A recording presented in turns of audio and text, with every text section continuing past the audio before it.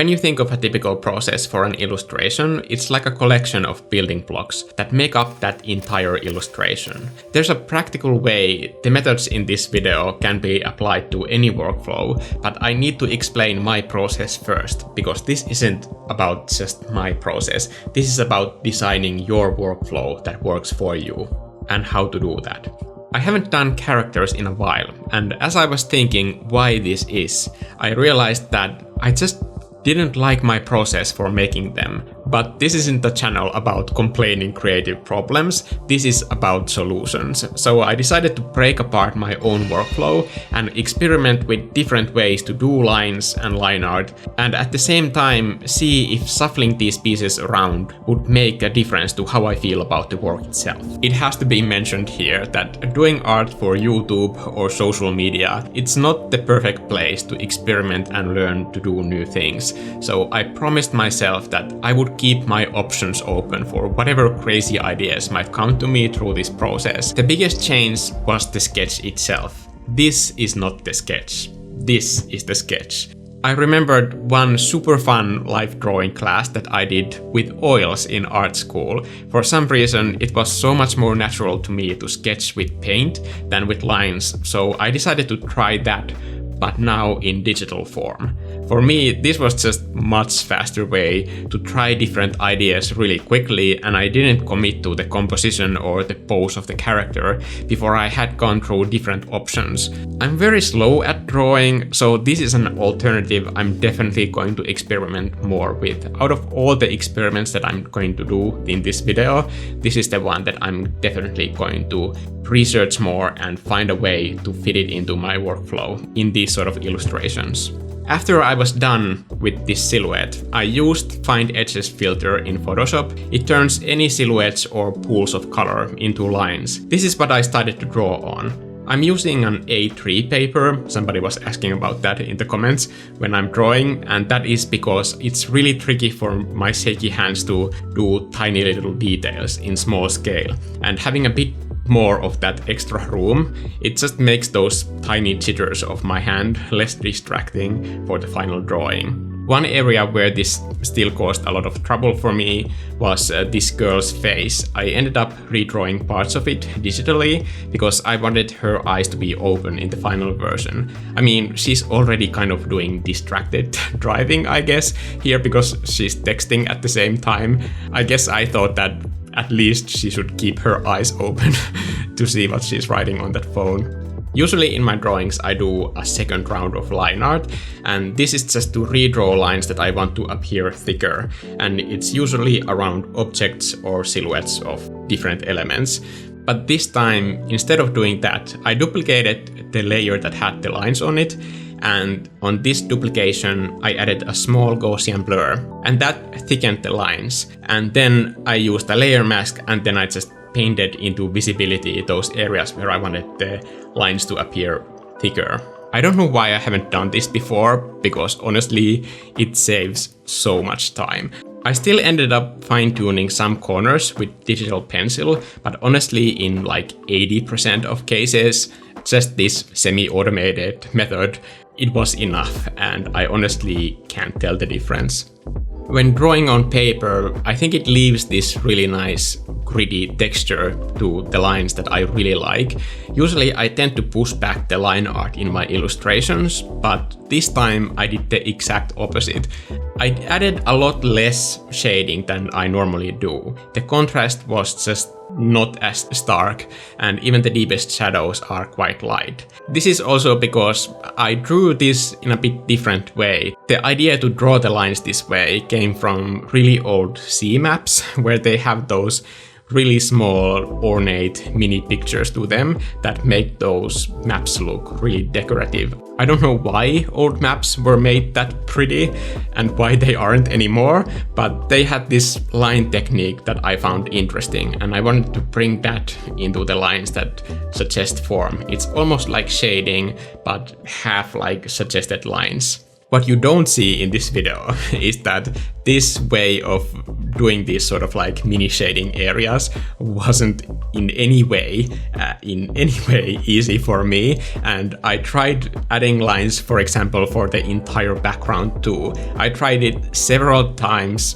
with different techniques, but nothing seemed to be quite right, and in the end it seemed like a better idea to let the illustration breathe a little bit, so I left that area empty. But I just wanted to be honest that not everything is going to work out. So I guess an important lesson here is just time and patience. When learning and experimenting with new things, I don't expect everything to just automatically work. There will be dead ends and failures, but when I start an illustration with this mindset of trying something new, I know to expect that those problems will occur, and getting frustrated about those wouldn't help anything, so I try my best not to let those moments stop me from working and progressing. Basically, when you're experimenting, you have to allow for extra time for those dead ends to happen, because that is part of the process.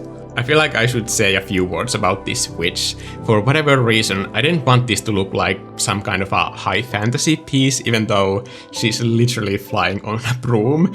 I don't know why I felt this way.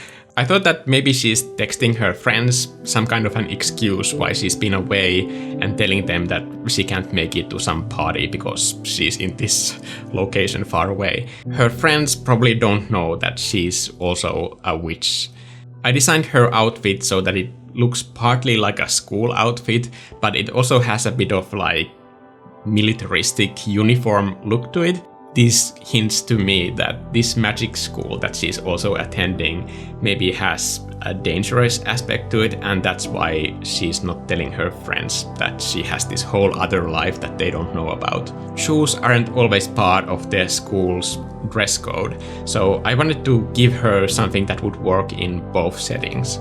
As I was working on this piece, the idea of her living in two worlds like this sounded kind of lonely because she can't tell her friends about this whole other aspect about herself, so I had to give her a cat to keep her company. The cat turned out quite chunky, but I kind of like this chunky cat. Now, I know that cats can't be trusted, but at least this one doesn't talk, so it's fine. But all witches need a black cat, right? Isn't that like one of the first things that they hand you when you enter a magic school, right? Anyway, as the colors started shaping into very uncommercial, muted palette, I thought it would be cool to give the whole image a frame like some kind of a trading card illustration. That's something that I've always wanted to do, and this seemed like a perfect opportunity to do that. For this decorative frame, I did a loose mess of lines, and then I used my less angry pencil brush to draw in the cleaner version of that mess. To make this, I used Symmetry tool, which helped me see the whole frame in real time and how it would look when mirrored on the other side.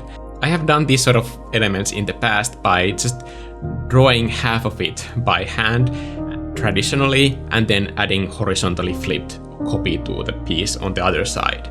Now, this sounds easy enough on paper, but at least for me, in my experience, whenever I do the flipped horizontal version, it's always kind of a negative surprise how those copies work together. So unless you have an actual physical mirror with you at all times when you are drawing this other side, I kind of like doing this part digitally more, because it allows me to see both sides as I work on it, and especially that center area where those two sides meet, that was much easier to design, and I think that I did that more effectively by using this method of using the mirror tool in Procreate. For the colors, I'm using my cotton candy brush. It's still available for the channel members until the 15th of November. For these colors, I didn't have any real plan when I started. The only thing that I wanted to avoid is giving the skin too much shading and contrast, because I knew that that would lead into my line art sinking into the shadows in the darker areas of this illustration. Because if I give the skin a lot of shading, then I need to do so also in areas that have deep dark shadows. Some have asked me advice on how to use this cotton candy brush. It's probably more simple than you would think. I use it normally when painting smaller areas, but in big spaces I use my stylus almost sideways to get those nice paper textures and watercolor look more visible. The whole sky in this painting is just layering brushstrokes of different hues with the same values on top of each other by having the stylus in this tilted angle. That's how I get that warm blue look. That area where the color looks like it's blue, but because it has layers of brushstrokes done with complementary colors on top of it, it can look blue and warm at the same time, which I know doesn't sound like it makes sense, but I think it works and it gives this rich color to that area. Some people call this simultaneous contrast. One of my art teachers called it ringing color. In my own words, I have often spoken on this channel about empty calorie colors, and empty calorie colors are basically an opposite of this. When you just fill an area with a paint bucket and you just have this one flat color, it doesn't give your eye anything to process or to look at. So you kind of just tend to move on to some areas that are more interesting. So I call those empty calorie colors. Sometimes flat colors are fine, but I think the whole texture is a really big element of this whole painting, so it wouldn't fit here, in my opinion.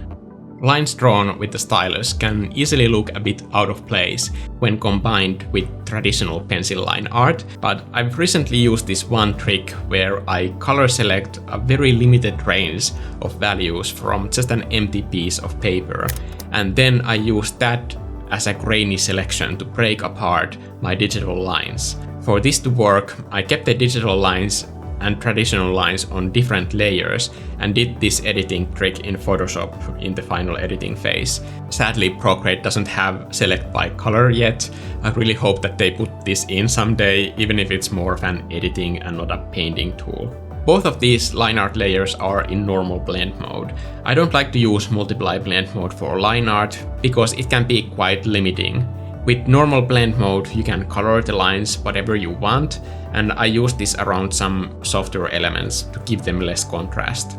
In the end, I now see that some parts of this process could definitely be improved upon, especially that sketching phase. The sketch that I did in the beginning made drawing a bit harder than necessary because I had shading there, and that stuff wasn't helpful information for the forms at all.